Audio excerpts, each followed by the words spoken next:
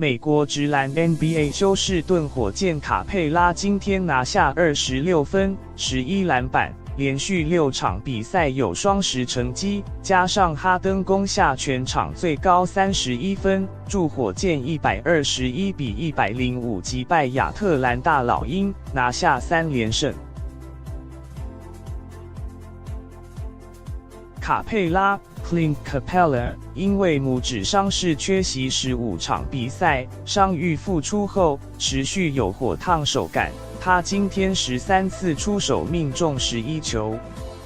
本季在他拿下至少20分的比赛中，火箭战绩14胜3败。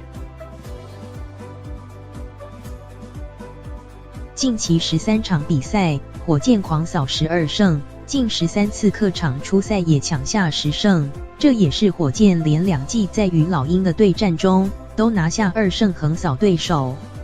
哈登 James Harden 今天光在罚球线上12罚11中就拿下11分，整场比赛攻下31分，另外有10助攻、8篮板成绩。从板凳出发的豪斯 Daniel House 包括投进3个3分球，一共拿下19分。保罗Chris Paul 则有13分、11助攻。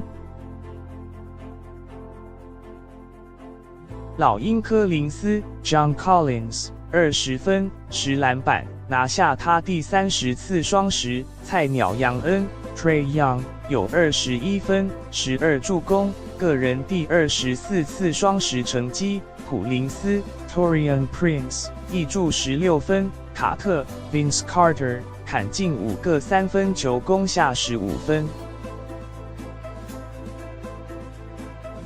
但今天输球，老鹰吞下3连败。